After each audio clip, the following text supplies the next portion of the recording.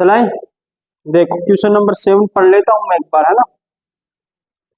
From A point on the ground the angles of elevation of the bottom and the top of a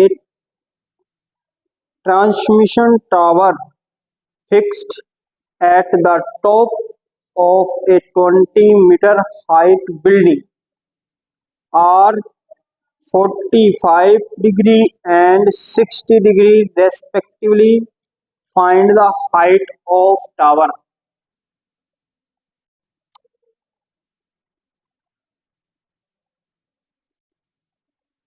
एविलेशन angle है bottom and the top 45 and 60।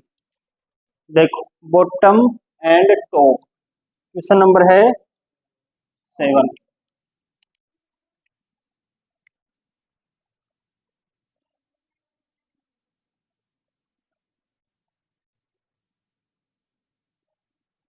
Question number 7 ये कह रहा है कि building है, समझना इधर, एक बिल्डिंग है जिसकी हाइट है 20 मीटर। अब बिल्डिंग आप बना सकते हो, जैसे मैंने बना ली, ये बिल्डिंग मान लिया मैंने, ये बिल्डिंग है, इसकी हाइट है कितनी, 20 मीटर यहाँ तक। अब ये बिल्डिंग का क्या हो गया, ये बिल्डिंग का क्या हो गया, बॉटम हो गया, फुट हो गया, ये क्या हो गया, टॉप हो गया। अब इस बिल्डिंग के टॉप पर एक टावर लगा है, ये बिल्डिंग है 20 मीटर है। अब इस बिल्डिंग के टॉप पर एक टावर लगा है, ये मान लिया मैंने टावर। वापस सीधा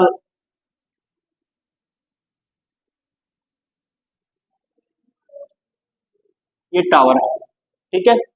अब इसने कहा है कि टावर का जो बॉटम है, अभी टावर कहां से शुरू हुआ है, यहां से शुरू हुआ है ना, तो टावर का बॉटम कौन सा हो गया, टावर का बॉटम ये वाला हो गया।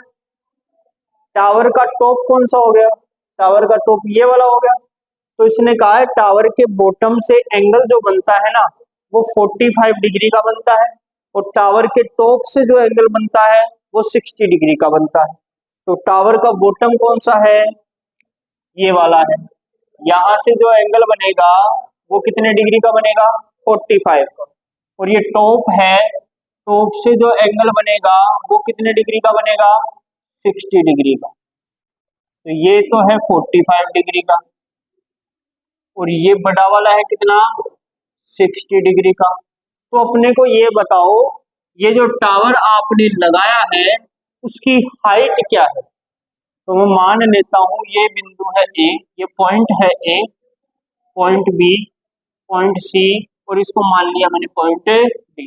वास्तव में हमें क्या निकालना है, हाइट ऑफ ए डी, ये निकालना है ना भाई। ए डी की हाइट कितनी है, ये टावर है ए से लेके डी तक, इसकी हाइट कितनी है ये बतानी है अपने को। तो गिवन क्या है, आप कहोगे ए बी है, कितना है 20 मीटर। फाइंड करना है हमें हाइट ऑफ टावर, टावर कौन सा है, ए डी, ये अपने को फाइंड करना है, सही बात है ना। और एंगल हमें दे रखे हैं दो, θ1 45 डिग्री एंड θ2 60 डिग्री, ये अपने को दिए गए। बोलो कोई दिक्कत है इसमें, नहीं है ना। अभी सोचो आप, सर ये निकलेगा कैसे ये वाला, तो इसमें दो ट्रायंगल बन रहे हैं, दो ट्रायंगल बन रहे हैं। एक तो यहां से ए बी सी, छोटे वाला ट्रायंगल है तो एंगल कौन सा लोगे, 45। 45 को अपन ने क्या माना है, θ1। और अगर मैं बढ़ा लूंगा डी बी सी, तो मेरे को एंगल लेना पड़ेगा कितना, 60 डिग्री, उसको मैंने क्या माना है, θ2। तो छोटे वाला एंगल लूंगा तो मैं ये बेस निकाल लेता हूं, फिर बड़े वाले एंगल में बेस अपन पहले निकाल चुके होंगे, तो फिर ये निकालने में आसानी हो जाएगी। तो मैं एक बार छोटा वाला ट्रायंगल ले लेता हूँ, ट्रायंगल ए बी एंड सी। तो ट्रायंगल ले लेता हूं मैं, ट्रायंगल ए बी सी, ठीक है। अब ट्राइंगल ए बी सी में थीटा कितना है 45, 45 डिग्री के जस्ट सामने वाली साइड क्या हो जाएगी परपेंडिकुलर। ये अपने को चाहिए, ये क्या है बेस। और मैंने क्या कहा था, जो आपको फाइंड करना है उसको ऊपर रख दो और जो आपको गिवन है उसको नीचे रख दो। तो फाइंड अपने क्या करना है ये वाली, तो ये वाली क्या है बेस, तो बी गिवन क्या है पी, और बी अपॉन पी आपको पता है पंडित बद्री प्रसाद हर हर बोले, बी अपॉन पी यानी कि टेन का अपोजिट। टेन क्या होता है पी अपॉन में बी, इसका अपोजिट कर दूंगा क्या बन जाएगा कोट, कोट तो कोट। अभी हम इस छोटे वाले ट्राइंगल की बात कर रहे हैं, तो इसमें थीटा कितना है और 45 डिग्री को हमने क्या माना है थीटा 1, तो कोट थीटा 1, ठीक है ना। अभी देखो बी की वैल्यू का मतलब क्या है बी सी, परपेंडिकुलर की वैल्यू कितनी है 20, और कोट थीटा 1 का मतलब क्या है 45, तो बी सी इज इक्वल। अब एक बात बताना, कोट 45 की वैल्यू कितनी आएगी 1, और ये 20 है, इसको मैं उठा के इधर लेके जाऊंगा तो 1 मल्टीप्लाई में क्या हो जाएगा, और 20 को 1 से मल्टीप्लाई करेंगे तो BC की जो वैल्यू है वो कितनी आ गई फिर से 20 मीटर, ठीक है। अभी मैं दूसरा ट्राइंगल ले लेता हूं, कौन सा डी बी सी, तो लेंगे ट्राइंगल डी बी सी। इसमें अपने को ये तो फाइंड ही कर लिया अपन ने, कितनी आई 20, वास्तव में हमें ये वैल्यू चाहिए, चाहिए ना, और ये वैल्यू किस में आ रही है परपेंडिकुलर में, मतलब बेस तो अपने को दिया है, कितना दिया है अभी निकाला है अपन ने 20 मीटर, तो जो दिया है उसको तो अपन कहाँ रखेंगे नीचे, और जो गिवन है उसको कहाँ रखेंगे, सॉरी जो गिवन है उसको तो नीचे, और जो फाइंड करना है उसको ऊपर। फाइंड क्या करना है बी डी, भाई पूरा ही आएगा ना, पूरा ट्रायंगल लिया है तो इतना सा तो ले नहीं सकता मैं, पूरा ही लूंगा यहाँ से यहाँ तक, तो बी डी अपोन में क्या आ गया BC, परपेंडिकुलर अपोन में बेस, परपेंडिकुलर अपोन में बेस किसके इक्वल होता है टेन थीटा की, टेन और थीटा 1 यहाँ पे था, यहाँ पे क्या हो जाएगा थीटा, और थीटा 2 की वैल्यू कितनी अपन ने मान रखी है 60, तो यहां से BD अपोन में BC is equal tan 60 degree. कोई डाउट है क्या यहाँ तक बताओ।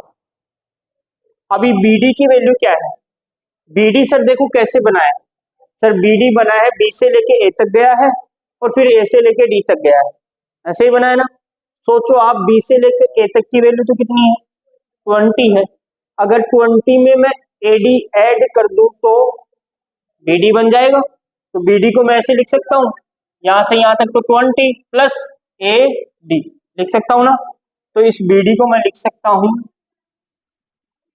इस BD को मैं लिख सकता हूँ 20 प्लस में AD अपॉन BC, BC कौन सी है ये वाली साइड, ये वाली कितनी दे रखी है ऑलरेडी अपन ने निकाल लिया 20, और tan 60 डिग्री √3, tan 60 डिग्री की वैल्यू √3। अभी ये 20 है, ये डिवाइड में है इधर जाएगा तो यहाँ है नहीं, ऐसे नहीं कटता है ना, क्यों नहीं करता है क्योंकि यहाँ पे बीच में प्लस AD भी लगा हुआ है, अगर ये AD नहीं होता तो 20 से 20 क्या हो जाता कैंसिल आउट। सोचो आप ऐसे होता 5 + 2 अपोन में 5, ऐसे थोड़ी 5 से 5 काट देते आंसर आ जाता 2, नहीं आंसर कितना आता है इसका 7 अपोन में 5, समझ रहे हो ना, ऐसे नहीं काटते हैं। तो ये 20 ऊपर बचेगा, 20 प्लस AD तो ऐसे कैसे बच गया इज इक्वल, ये 20 इधर जाएगा तो मल्टीप्लाई हो जाएगा 20 √3 हो जाएगा, सही है ना। अब ये 20 किस में है,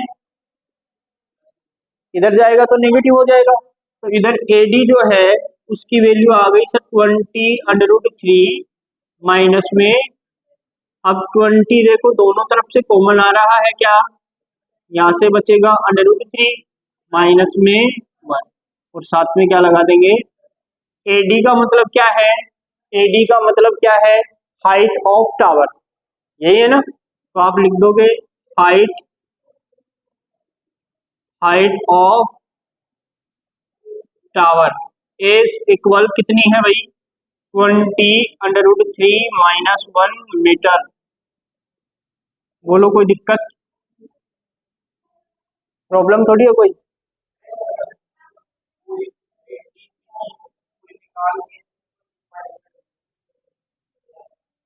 दोनों का मतलब एक ही है ना, कैसे भी कर लो।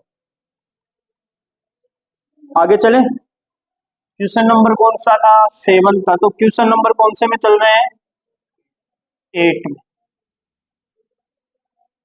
लाओ बुक दे दीजिए।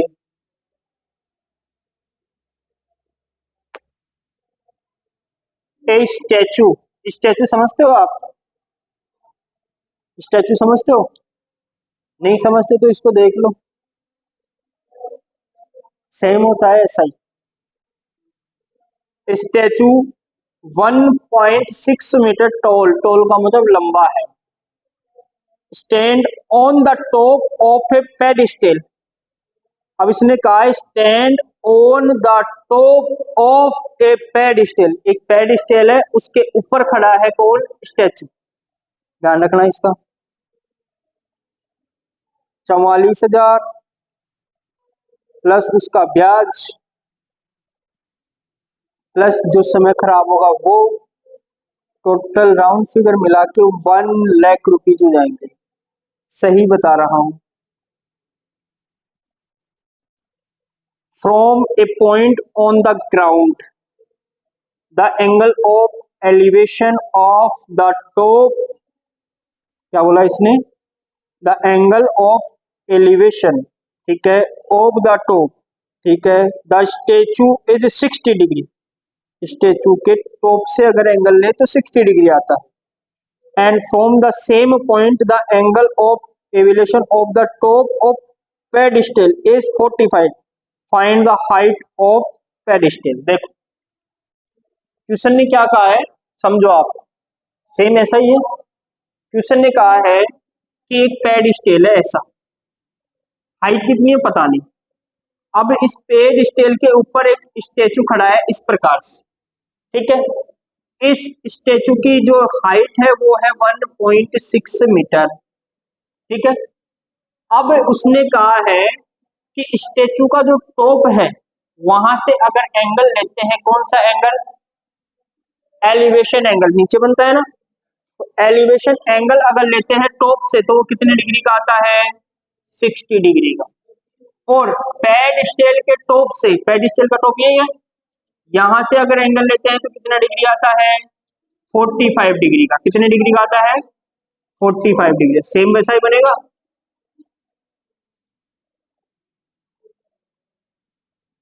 तो ये वाला जो एंगल है ना बड़ा वाला, वो तो कितने डिग्री है, 60 डिग्री, और ये छोटा वाला कितने डिग्री है, 45 डिग्री। अपने को है? किधर को, किधर, अरे एलिवेशन एंगल वो होता है जो हॉरिजॉन्टल लाइन के ऊपर बनता है। अब हॉरिजॉन्टल लाइन के ऊपर इधर भी बन सकता है, इधर भी बन सकता है, बीच में बन सकता है, किधर भी बन सकता है ना, हो सकता है आपकी बुक में ऐसे डायग्राम ना देके ऐसे दे दें, एक ही बात है, इसको उठा के मैंने ऐसे कर दिया इधर, है ना, दोनों का मतलब एक ही। अभी देखो ये पेडिस्टल है, इसकी हाइट क्या है वो अपने को फाइंड करनी है।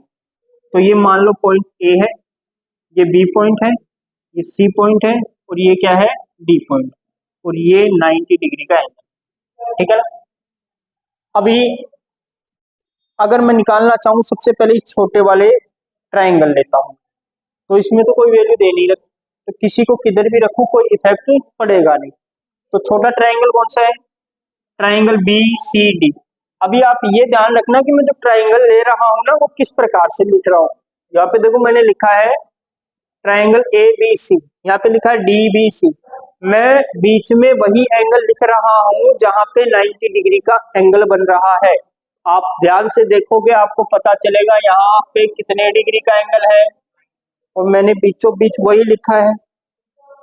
आपको भी इसी प्रकार से लिखना है, चाहे लिखो डी सी बी, चाहे लिखो बी सी डी, एक ही बात है। लेकिन बीच में क्या होना चाहिए, जहां 90 डिग्री का एंगल हो। तो मैं 90 डिग्री वाला एंगल ले लेता हूं, triangle B C D, B C D.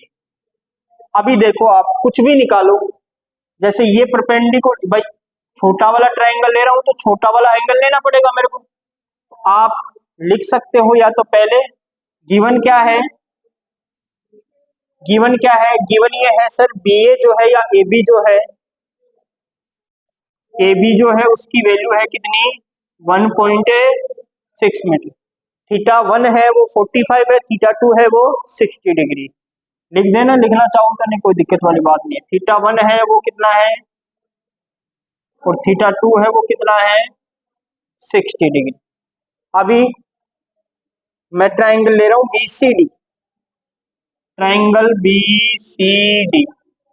अभी बी सी डी में आप देखोगे तो ये है छोटा वाला एंगल थीटा 1 है, ये परपेंडिकुलर हो गया, और ये क्या हो गया, अगर मैं ले P अपॉन बी तो क्या हो जाएगा P अपॉन बी 10।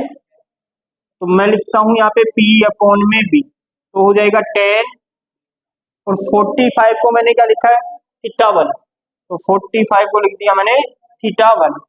P का मतलब क्या है BC, और B का मतलब क्या है CD, तो P का मतलब BC और B का मतलब CD, और यहाँ पे 10 45। अभी 10 45 का वैल्यू कितना होता है 1। तो ये एक बात बताओ, यहाँ पे है BC, अभी यहाँ पे मैं 1 रखूंगा, ये CD यहाँ डिवाइड में इधर जाएगा तो CD बन जा CD, या ऐसे कर लो CD इक्वल में 1, अब CD को इधर भेजूंगा 1 से मल्टीप्लाई होकर CD ही बन जाएगा ये तो BC इक्वल क्या आ गया, BC इक्वल में क्या आ गया, मतलब जो BC का वैल्यू होगा सेम वही वैल्यू किसका होगा CD का। इसका मतलब यही तो है कि जो BC का वैल्यू आएगा वही वैल्यू किसका आएगा भाई। अब आगे चलते हैं, आगे मैं ट्राइंगल ले लेता हूं ACD, बड़ा वाला ट्राइंगल ले लेता हूं। ट्राइंगल ले लिया मैंने ACD। ACD ट्राइंगल में आप देखोगे आपको पता चलेगा एंगल कितना है 60 डिग्री, ये परपेंडिकुलर है और ये क्या है बेस। तो मैं ले लेता हूं P अपॉन में B, P अपॉन में B, और P अपॉन B क्या होता है 10 है, तो थीटा की जगह क्या लिख दूंगा थीटा 2, थीटा 1 इधर ले लिया था हम, ठीक है। अभी P का मतलब क्या है, P का मतलब सर A से लेके C तक की हाइट है, A से लेके C तक की डिस्टेंस है, और A से लेके C तक की डिस्टेंस का मतलब क्या है, मतलब ये है 1.6, तो यहाँ से यहाँ तक है, और उसमें ऐड हो रहा है क्या B से लेके C तक की हाइट। तो मैं इसको ऐसे लिख सकता हूँ P को 1.6 प्लस B से लेके C तक लिख सकता हूँ ना, तो P को मैं लिख सकता हूँ 1.6 प्लस BC अपॉन B क्या है, B तो है CD या DC एक ही बात है, तो B का मतलब क्या है बेस, बेस क्या है CD, और इक्वल में 10 थीटा 2 की वैल्यू कितनी है भाई 60 डिग्री, ठीक। अब आप देखो ऊपर, ऊपर क्या है BC, नीचे क्या है CD, कटने का कोई चांस नहीं है। हम एक वैल्यू को हटाएंगे ना यहाँ से तभी कुछ ना कुछ निकल के आएगा। अभी तो 2 है, CD की वैल्यू निकालें या BC की निकालें, तो 2 वैल्यूज है, दोनों में किसी की नहीं निकलेगी, एक हटाना पड़ेगा। तो या तो BC को किस में बदलो या फिर CD को किस में बदलो, कैसे बदले अभी निकाला था ना सर, BC को ही तो क्या बोलते हैं, तो जहां जहां CD है वहां वहां मैं क्या रख सकता हूं, तो बताओ ये मैं लिख दूं 1.6 प्लस BC, CD को भी मैंने क्या लिख दिया BC इक्वल 10 60 डिग्री की वैल्यू होती है अंडर रूट में 3, कोई दिक्कत नहीं। अभी ये BC है, नीचे डिवाइड में, इधर जाएगा तो किसमें हो जाएगा, ये मल्टीप्लाई में। तो यहाँ से बचेगा 1.6 प्लस में BC इज इक्वल, यहाँ पे √3 है तो BC और साथ में आ गया √ अब इधर BC है, इधर BC है, BC वालों को एक तरफ कर लेते हैं। ये BC इधर पॉजिटिव है, इधर जाएगा तो नेगेटिव। तो 1.6 इज इक्वल, इधर √3 BC है ही पहले से, माइनस में ये वाला BC और आ गया। अभी आप सोचो 1.6 है, इधर BC है, इधर BC है, तो BC में क्या ले लेता हूँ कॉमन, यहाँ से बचेगा √ और यहाँ से बचेगा, अभी ये BC है, फिर मल्टीप्लाई है, फिर √3 माइनस 1 है, ये √3 माइनस 1 है, मल्टीप्लाई में है, इधर लाऊंगा किस में हो जाएगा ये, अरे डिवाइड में प्लस में कैसे, तो यहाँ पे 1.6 अपॉन में हो जाएगा √3 माइनस में 1 इज इक्वल क्या हो गया। अभी मैंने आपको जब ट्रिग्नोमेट्री की शुरुआत की थी तब क्या बताया था, नीचे अंडर में सिंगल संख्या है चल सकती है, लेकिन अगर उसके साथ प्लस माइनस में कुछ लगा है तो उसको हटाना पड़ता है। और हटाते कैसे हैं, नीचे अगर प्लस का चिन्ह है तो माइनस से गुणा कर देते हैं, ऊपर नीचे माइनस है तो किससे गुणा कर देते हैं। तो अभी नीचे तो क्या है, नीचे क्या है